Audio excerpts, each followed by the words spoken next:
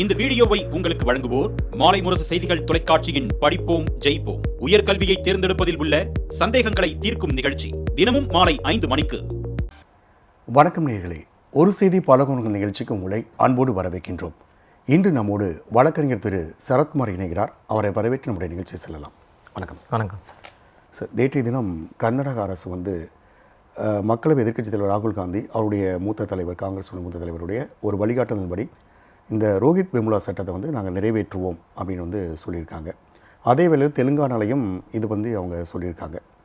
இன்றைக்கு இருக்கக்கூடிய இந்த கால சூழலில் கல்வி நிறுவனங்களில் ரோஹித் வெமுலா சட்டமானது எவ்வளோ ஒரு முக்கியத்துவம் பெறுகிறது? நிச்சயமாக முக்கியத்துவம் பெறும் சார். என்ன விஷயம்னாக்கா, ஒரு விஷயம் ஒரு ஐடியாவாக இருக்குது, அது பல காலங்களாக ஒரு டிமாண்டாக க்ரியேட் ஆகுது. அந்த க்ரியேட் ஆன டிமாண்டு அட்லீஸ்ட் ஒரு லீகல் ஒரு ஃப்ரேம் ஒர்க்குள்ளே வருதுன்றது ரொம்ப முக்கியமானது. அந்த லீகல் ஃப்ரேம் ஒர்க்குள்ளே வருதுன்றது பிரதானமானது, ஃபஸ்ட்டு ப்ரைமரி ஆக்ஷன். ஆனால் அதுக்கே இத்தனை வருஷங்கள் தேவைப்பட்டிருக்கு, இத்தனை உயிர்கள் போக வேண்டிய தேவைப்பட்டிருக்கு, இத்தனை சம்பவங்கள் தேவைப்பட்டிருக்கு. அப்போ இந்த ஃப்ரேம் ஒர்க் வந்த பிறகு, லா வந்த பிறகு, அதன் பிறகு எனாக்ட்மெண்ட்டு, அது இம்ப்ளிமெண்டேஷனுக்கு எப்படி போகுது, எக்ஸிக்யூஷன் எப்படி போகுது அப்படின்றது தேவைப்படும். அப்போ ரோஹித் வெமுலா ஆக்ட் அப்படின்றது ஹையர் எஜுகேஷன் இன்ஸ்டிடியூஷன்ஸில் குறிப்பாக நடக்கக்கூடிய எஸ்சி எஸ்டி ட்ரைப்ஸுக்கு மற்றும் மற்ற பேக்வர்ட் கிளாஸஸ் சேர்ந்தவங்களுக்கு நடக்கக்கூடிய அந்த இஷ்யூஸை அட்ரஸ் பண்ணுறதுக்கும் அதுக்கான தீர்வுக்காகவும் கொண்டு வரக்கூடிய ஒரு சட்டமாக இருக்குது. எத்தனை ஆண்டுகள் கழித்து அது வருதுன்றது ரொம்ப முக்கியத்துவமானதுன்றது என்னுடைய கருத்து. அது மிகப்பெரிய தாக்கத்தை கட்டாயமாக இன்ஸ்டிடியூஷன்ஸில் ஏற்படுத்தும். இப்போது இந்த 2 மாநிலங்கள் உயர்கல்வி நிறுவனங்களில் கொண்டு வரப்படும் அப்படின்னு சொல்கிறது மற்ற மாநிலங்கள் இதை எப்படி பார்ப்பாங்க? இப்போ ஆல்ரெடி ராகுல் காந்தி சாரும் சரி, காங்கிரஸ் கவர்மெண்ட்டும் சரி, காங்கிரஸ் கட்சியும் சரி, அவங்களுடைய தேர்தல் அறிக்கையிலேயே இதை தொடர்ந்து சொல்லிட்டு வராங்க. ஈவன் அவங்க அந்த டெமான்ஸ்ட்ரேஷன்ஸில் கூட அந்த சூசைட் நடந்த டெமான்ஸ்ட்ரேஷன்ஸ், வெமுலாவுடைய டெமான்ஸ்ட்ரேஷன்ஸ்லையுமே அவங்க பங்கெடுத்துக்கிட்டாங்க. இப்போ தொடர்ந்து கிட்டத்தட்ட ஒரு 10 வருஷம் ஆக போகுது வெமுலாவுடைய டெத்து நடந்து. 16க்கு அப்புறம் இப்போ ஆமாம், 2016 கிட்டத்தட்ட ஒரு 10 வருஷம் ஆக போகுது. அடுத்த வருஷம் 10 வருஷம் கம்ப்ளீட் ஆகுது. அப்போ இத்தனை வருஷம் கழித்து அந்த டிமாண்டுன்றது பொது மத்தியில் மக்கள் மத்தியில் கொண்டு போகப்பட்டிருக்கு. அதை காங்கிரஸ் அட்ரஸ் பண்ணி அவங்க ஆளக்கூடிய மாநிலங்களை இதை கொண்டு வரணும் முயற்சி பண்ணுறாங்க. அது அந்த மாநிலங்கள் மட்டும் போதுமானதா அப்படின்னாக்கா கிடையாது. இது கட்சி சார்பு இல்லாமல் அந்த பார்ட்டிஸை கடந்து இது எல்லா மாநிலங்களுக்கும் தேவையானது அப்படின்றது நான் நினைக்கிறேன். இதே வேளையில் பார்க்கும்போது இங்கே தமிழ்நாடு அரசு பார்த்திங்க அப்படின்னா கல்வி நிறுவனங்கள் அப்படின்ற போது நம்ம இங்கே உயர்நீதிமன்றமும் சொல்லியிருக்கு, ஜாதி ரீதியிலான பெயர்களை எடுக்கணும் அப்படின்ற ஒரு உத்தரவை 16ஆம் தேதி பிறப்பிச்சிருக்காங்க. இது ஒரு பக்கம் இருந்தாலும் ஓய்வு பெற்ற நீதிபதி கே சந்துருனுடைய ஒரு அறிக்கையை தமிழ்நாடு அரசு வாங்கி 1 வருடம் ஆகிறது. இப்போ இங்கே இருக்கக்கூடிய விசிக தலைவர் திருமாவளவனும் இங்கேயும் இந்த ரோஹித் வெமுலா சட்டத்தை எடுத்துகிட்டு வரணும் அப்படின்னு வலியுறுத்தியிருக்காரு. இதை நம்ம எப்படி பார்க்குறது? கண்டிப்பாக இப்போது காங்கிரஸ் கவர்மெண்ட்டுடைய காங்கிரஸ் கட்சியுடைய அலைன்ஸில் தான் டிஎம்கேவும் இருக்குது. இந்தியா அலைன்ஸில் இருக்கக்கூடிய ஒரு முக்கிய பிரதானமான கட்சி டிஎம்கே. அப்படின்ற பட்சத்தில் தமிழ்நாட்டுக்கு அது கட்டாயமாக கொண்டு வரப்பட வேண்டியது அப்படின்றது நான் கருதுகிறேன். சமூக நீதிக்கான ஒரு மாநிலமாக தமிழ்நாடு திகழ்ந்து வருது. அது மட்டும் இல்லாமல் நீங்கள் சொன்ன போல் ஜஸ்டிஸ் சந்திர சாருடைய தலைமையில் 1 மேன் கமிட்டி போடப்பட்டது. அவர் அந்த டீட்டெயில்டு ரிப்போர்ட்டு சப்மிட் பண்ணியிருக்காரு. இப்போது ஜஸ்டிஸ் பரத சக்கரவர்த்தி ஜெயவும் டீட்டெயில்டான ஆர்டர் போட்டிருக்காங்க. பள்ளிக்கூடங்களையும் சரி, கல்வி நிறுவனங்களும் சரி, அந்த சாதிய பெயர்கள் நீக்கப்படணும். அப்போ இந்த சாதிய பெயர்கள் நீக்கினாக்கா எல்லாமே ஒழிஞ்சிடுமா? இந்த கயிறு கட்டுறது ஒழிச்சிடம்னாக்கா எல்லாமே ஒழிஞ்சிடுமானாக்கா கிடையாது. ஆனால் சின்ன சின்ன ஃபேக்டர்ஸை நம்ம ரிமூவ் பண்ண பொழுது அதனுடைய அந்த இறுக்கம் இன்னும் கொஞ்சம் தளர்வாகும், கொஞ்சம் குறைக்கப்படும். அப்போ தமிழ்நாடுன்றது மிகப்பெரிய பாரம்பரியம் உள்ளது, சாதி எதிர்ப்புக்கும் சரி, அந்த சமத்துவத்துக்கும் சரி, சமூக நீதிக்கும் சரி. அப்போது மற்ற மாநிலங்களை காட்டிலும் இங்கே முன்கூட்டியே வந்திருக்கணும். ஆனால் இதுவும் கூட தாமதம் கிடையாது, கட்டாயமாக இனிமேலாவது கொண்டு வரணுன்றது இப்போ ஒட்டுமொத்தமாக மக்களுடைய கருத்து தான். அது இது சார்பாக வேலை செய்யக்கூடிய ஒரு ஆக்டிவிஸ்டுகளுடைய கருத்தும் இதுவாக தான் இருக்குது. இந்த அளவுக்கு வரும்பொழுது இன்றைக்கி தமிழ்நாடு கல்வியில் உயர்ற ஒரு இடத்துல நம்ம இருக்கிறோம். இன்றைக்கும் பார்த்திங்க அப்படின்னா பட்டியலின மக்கள் அந்த மாணவர்கள் தாக்கப்படக்கூடிய விஷயங்களை நம்ம சின்னதுரையாக இருக்கட்டும், இது போன்ற பல விஷயங்கள் நம்ம பார்த்துட்டு இருக்கிறோம். அதே வேளையில் பார்த்திங்க அப்படின்னா இப்போ உத்தரப்பிரதேசம் போன்ற மாநிலங்களில் பார்த்திங்கன்னா ஆசிரியரே மாணவரை வச்சு இன்னொரு இஸ்லாமிய மாணவர் அறையக்கூடிய சம்பவங்களையும் நம்ம பார்த்துருக்கோம். ஸோ இப்படி இருக்க சூழலில் அங்கே இந்த ஒரு சட்டத்தை எடுத்துவதற்கான முன்னெடுப்பு இருக்குமா அப்படின்னு ஒரு கேள்வி நமக்கு வருது இல்லையா? கண்டிப்பாக எந்த ஒரு விஷயமா இருந்தாலுமே அதை பார்க்கக்கூடிய, அதை ஆளக்கூடிய அதிகாரத்தில் உள்ளவங்க முடிவு செய்யக்கூடியது தான். அப்போது நீங்கள் சொன்ன போல் வட மாநிலங்களில் இதோடைய தாக்கம் பார்த்தீங்கன்னாக்கா சாதிய தாக்கங்கள் அந்தந்த இன்ஸ்டிடியூஷன்ஸில் ரொம்ப அதிகமாகவே இருக்குது. ஏன் இருக்குனாக்கா அது ஒரு உளவியல் ரீதியான ஒரு பிரச்சனை. அது சாதின்றது வந்து ஒரு உளவியல் ரீதியான பிரச்சனை, மன ரீதியான பிரச்சனை. அப்போ அந்த சாதியை அழிக்க வேண்டிய, சாதிக்கு எதிராக சமத்துவத்தை சொல்ல வேண்டிய நபர்களே, ஆசிரியர்களே இன்ஸ்டிடியூஷனில் வந்து நிறைஞ்சிருக்கிறாங்க. அப்போ அவங்க அதில் பெனட்ரேட் ஆகிருக்கும் பொழுது அவங்களுடைய அவுட்கம்மாக இருக்கக்கூடிய ஸ்டூடெண்ட்ஸோடைய மனநிலை என்னவாக இருக்குன்றதை நம்ம புரிஞ்சிக்க வேண்டியது இருக்குது.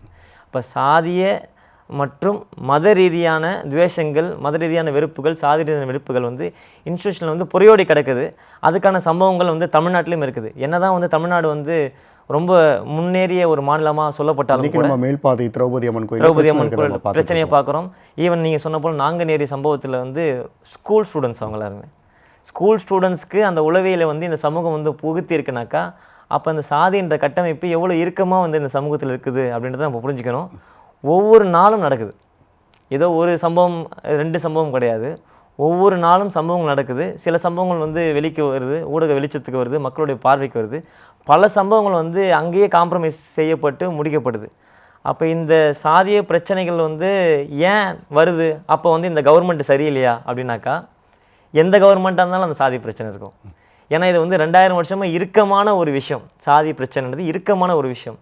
அதோட தளர்வு ஏற்படுத்துறதுன்றது இத்தனை வருஷங்காலமாக முடியாமல் இருக்குது. அப்போ அதை மாற்றம் செய்யணும், அதை அனிலேஷன் பண்ணணும், அழித்தொழிக்கணும்னாக்கா அது அம்பேத்கர் காலத்துலேயும் சரி இப்போ வரைக்கும் வந்து அது ஒரு ப்ராசஸ் தான். அந்த ப்ராசஸில் எல்லாரும் சேர்ந்து ஈடுபட வேண்டிய தேவை இருக்குது. அது கூட உச்சநீதிமன்றம் குறிப்பிட்டிருக்காங்க. சுதந்திரம் பெற்று 75 ஆண்டுகள் ஜாதியை ஒழிக்க முடியவில்லை அப்படின்றத உச்சநீதிமன்றமே பதிவு பண்ணக்கூடிய நம்ம பார்க்கணும். இந்த வேளையில் வந்து பார்த்திங்கன்னா மக்கள்கிட்ட இருக்கக்கூடிய ஒரு பெரிய ஒரு டவுட்டுன்னே சொல்லலாம். இடஒதுக்கீட்டுக்கும் அவங்களுக்கு இந்த ஜாதிக்கும் வந்து பார்த்திங்கன்னா வித்தியாசம் தெரியாமல் இருக்கிறாங்க. சில இன்றைக்கி இருக்கக்கூடிய அடிப்படை மக்கள் வந்து பார்த்திங்கன்னா இடஒதுக்கீடு எதுக்காக கொண்டு வந்திருக்காங்க, இந்த ஜாதி அமைப்புகள் எதுக்காக இருக்குது அப்படின்றத வந்து தெரியாமல் இருக்கிறாங்க. ஸோ அந்த புலம் வந்து அவங்களுக்கு எப்படி நம்ம வந்து புரிய வைக்கிறது? சார், ரிசர்வேஷன் இது வந்து பொதுவாகவே சொல்லக்கூடிய ஒரு அபத்தமான வாதம் இது. என்னன்னாக்கா இந்த சாதி சான்றிதழை ஒழிச்சோம்னாக்கா சாதியை ஒழிச்சிடலாம் அப்படின்ட்டு நீங்கள் எந்த ஒரு சாதி ரீதியான ஒரு விஷயங்கள் பார்த்தீங்கன்னாலுமே ஊடகத்தில் வந்ததுனாக்கா அதில் கமெண்ட்டில் எத்தனையோ பேர் வந்து இந்த கமெண்ட் வந்து பண்ணியிருப்பாங்க. சாதி சான்றிதழ் ஒழிச்சோம்னாக்கா சாதியை ஒழிச்சிடலாம், இடஒதுக்கீடு ஒழிச்சோம்னா கேட்குறாங்க, ஆனால் ஸ்கூலில் போனால் சர்டிஃபிகேட் கேட்குறாங்க, இடஒதுக்கீடு ஒழிச்சோம்னாக்கா சாதியை ஒழிச்சலாம். இடஒதுக்கீடுன்றது வந்து ஒரு ஈக்விட்டி கான்செப்ட் சார். அது ஒரு சமூக நீதி கான்செப்ட். சமத்துவம்ன்றது ஒரு கான்செப்ட், அதே போல் சமூக நீதின்றது ஒரு கான்செப்ட். இத்தனை ஆயிரம் வருஷமாக கல்வி மறுக்கப்பட்ட சமூகத்திலேருந்து வரவங்க இத்தனை வருஷமாக அந்த ப்ரிவிலேஜை அனுபவிக்கக்கூடிய, அந்த கல்வியில் வந்து முன்னேறி இருக்கக்கூடிய, பொருளாதாரத்தில் முன்னேறிக்கக்கூடிய, சமூக அந்தஸ்தில் முன்னேறிக்கக்கூடிய நபர்களோட போட்டி போடுறதுன்றது வந்து இயலாத காரியம் யதார்த்தத்தில். அப்போ அவங்களுக்கான ஒரு இடத்தை வந்து உத்தரவாதப்படுத்துவதற்கான ஒரு ஏற்பாடு, ஒரு சட்டப்படியான ஏற்பாடுன்றது வந்து ரிசர்வேஷன். அது வந்து அதே போல் வெறும் எஸ்சிக்கு மட்டும் கிடையாது. எஸ்சிக்கு உண்டு, எஸ்டிக்கு உண்டு, பிசிக்கு உண்டு, எம்பிசிக்கு உண்டு, எல்லாருக்குமே உண்டு. அரசியலமைப்பு சட்டத்தில் பகுக்கப்பட்ட அனைவருக்குமே உண்டு. அப்போ அந்த ரிசர்வேஷன் கான்செப்டே இந்த சமூக ரீதியாக ஒவ்வொரு சமூகங்களும் வந்து எந்த நிலையில் இருக்குது, அந்த சமூகங்களும் இணையான அந்தஸ்து பெறணும். ஒரு காலகட்டத்தில் இன்னும் வருங்காலத்தில் அது எத்தனை வருஷமானாலும் ஆகலாம். இன்றைக்கி இருக்கக்கூடிய சாதி இயக்கத்தில் வந்து கண்டிப்பாக அது வந்து பல வருஷங்கள் ஆகும். கண்டிப்பாக ஒரு நாள் இந்த சமூகம் வந்து சமமாக மாறும்பொழுது அந்த இடஒதுக்கீடுன்றது இல்லாமலே அது உதிர்ந்துடும். அது தானாகவே உதிர்ந்துடும். அது மக்களுடைய டிமாண்டாகவும் மாறும். ஆனால் இன்னி வரைக்கும் அது தேவைப்படுது. இன்றைக்கி நீங்கள் இடஒதுக்கீடுன்றது மட்டும் இல்லைனாக்கா எத்தனை லட்சக்கணக்கான பட்டதாரிகள், அதிகாரிகள் இன்னை வரைக்கும் பார்த்தீங்கன்னாக்கா ஒரு கூலி தொழிலாளிகளாக, அடிமைகளாக, பண்ணை அடிமைகளாக, விவசாய கூலிகளாக இருந்திருப்பாங்கன்றதை வந்து கற்பனை பண்ணி கூட பார்க்க முடியாது. அந்த சமூக நீதியை வந்து உத்தரவாதப்படுத்துவதற்கான இடஒதுக்கீடை சாதி ஒழிப்புன்னு தனி ப்ராசஸ், அதை பண்ண வேண்டியது தான். இந்த சமூக நீதின்றது தனி ப்ராசஸ், அது தனியாக போக வேண்டியது தான். இது பேரலாக பயணிக்க வேண்டியது. இது தாக்கம்ன்றது வந்து ஒரு அபத்தமான வாதம். அது ரொம்ப பேசிக்கான புரிதல் அப்படின்றது என்னுடைய கருத்து. நிச்சயமாக இன்றைக்கு இருக்க சூழலில் இன்னைக்கு தமிழ்நாடே நம்ம எடுத்துக்குவோமே, இன்றைக்கும் ஒரு அங்கன்வாடியாக இருக்கட்டும், ஒரு பள்ளிகளாக இருக்கட்டும், அங்கே செய்யக்கூடிய சாப்பாடை ஒரு பட்டியலினத்தினர் செய்தால் சாப்பிட மாட்டோம் அப்படின்ற ஒரு இடத்துக்கு இன்றைக்கி நகர்ந்திருக்காங்க. ஒரு 8ஆம் வகுப்பு மாணவர்கள் கையில் அருவாள் இருக்கக்கூடிய இடத்தையும் நம்ம இப்போ பார்த்துட்டு இருக்கிறோம். நீங்கள் சொல்ல மாதிரி ஒரு இறுக்கமான ஒரு சமூகத்தில் இருக்கும்போது பள்ளிகள்லேருந்து இதை வந்து கற்றுக் கொடுக்கணும் அப்படின்றது இன்றைக்கி முக்கியத்துவம் பெறுது இல்லையா? ஸோ இன்றைய சமுதாயம் நாளைய ஒரு வருங்கால ஒரு சந்ததியாக இருக்கிறாங்க. அவங்களுக்கு இதை எடுத்துகிட்டு போகும் அப்படின்ற போது வந்து அவங்களுக்கு இந்த புரிதல் வேணும். ஏன்னா நீங்கள் சொல்கிற மாதிரி இந்த சாதியம்னா என்ன, ரிசர்வேஷனா என்னன்றது அவங்களுக்கு தெரியணும். ஸோ இந்த ஒரு கட்டமைப்பை நம்ம எப்படி உருவாக்க முடியும்? சரி, இப்போ என்னென்னா பள்ளிக்கூடங்களில் சொல்லித்தர வேண்டிய சமத்துவம்ன்றது ரொம்ப முக்கியமானது. அந்த மைண்ட் செட்டை வந்து வளர்க்கக்கூடிய இடம் பள்ளிக்கூடங்கள் தான். குடும்பங்கள் செய்யணும். குடும்பங்கள் யாருனாக்கா அந்த சமூகத்தினுடைய பார்ட்டாக இருக்காங்க. அப்போ அந்த சமூகத்தினுடைய நெகட்டிவ் இம்பேக்ட் வந்து அவங்ககிட்டே இருக்குது. கேஸ்ட்டு மைண்ட் செட் வந்துன்றது அவங்கக்கிட்டே இருக்குது. ஆனால் அதை களைவதற்கான இடமா எது இருக்கும்னாக்கா பள்ளிக்கூடங்கள் இருக்கணும். ஏன்னா அது வந்து ஒரு பகுத்தறிவு சொல்லித்தரணும், எது சரி தப்புன்றது சொல்லித்தரணும், சமத்துவத்தை சொல்லித்தரணும், மனித நேயத்தை சொல்லித்தரணும், அன்பை சொல்லித்தரணும். ஆனால் சொல்லித்தரது கிடையாது. அதான் இங்கே இருக்கக்கூடிய மேஜர் பார்த்தீங்கன்னா இந்த சமூகத்தில் இருக்கக்கூடிய ஒருவர் தான் ஆசிரியராக இருக்காரு, அதனால இருக்கின்ற ஒரு பிரச்சனையாக இருக்கலாம். கண்டிப்பாக இருக்குது. ஏன்னா பள்ளிக்கூடங்கள்ன்றது ஒரு நிறுவனம், ஒரு அமைப்பு. அந்த அமைப்புகள் இந்த சமூகத்தில் ஒரு நல்ல நோபலான ஸ்டூடெண்ட்ஸை, நோபலான பர்சன்ஸை, ஹியூமன் பீயிங்ஸை வந்து உருவாக்க வேண்டிய தேவை இருக்குது, உருவாக்க வேண்டிய இடம் இருக்காங்க. ஆனால் அங்கே பண்ணுறது கிடையாது. பெரும்பான்மையான இடங்கள் அப்படி பண்ணுறது கிடையாது. ஆனால் இதுக்கு பேரலாக பார்த்திங்கன்னா நெகட்டிவாக வேலை செய்யக்கூடிய அமைப்புகள், சாதி சங்கங்கள் வந்து அதை ரொம்ப கான்க்ரீட்டாக, ரொம்ப ஸ்ட்ரக்சர்டாக வந்து அதை வளர்த்து எடுத்துகிட்டு இருக்காங்க. இப்போ இங்கே வந்து செய்ய வேண்டிய இருக்க பட்சத்தில் வந்து பார்த்திங்க அப்படின்னா இன்றைக்கி ஒரு பல சங்கங்கள் இருக்கக்கூடிய பள்ளிகளில் வந்து பார்த்திங்கன்னா எல்லா வகுப்பு நம்ம அனைத்து பேருமே தான் படிக்கிறாங்க இல்லையா? அங்கே ஒரு எப்படி அதை வளர்க்கக்கூடிய ஒரு சூழல் ஏற்படும்? அது வந்து அறக்கட்டளை சார்பாக சொல்கிறீங்க சார். சங்கங்கள் அறக்கட்டளைகள் நடத்துது, சங்கங்கள் கல்வி நிறுவனங்கள் நடத்துகிறாங்க. அங்கே வந்து சாதிய பெயர்கள் கூட பயன்படுத்தப்படுது. நாம் சொல்ல வருவது சாதி வெறி தூண்டக்கூடிய அமைப்புகளே உண்டு, சங்கங்களே உண்டு. இல்லை, நான் வந்து பள்ளி நிறுவனங்களை சொல்கிறேன். இப்போ நம்ம உயர்நீதிமன்றம் வந்து அந்த பேரை எடுக்கணும்னு சொல்லிட்டாங்க இல்லையா?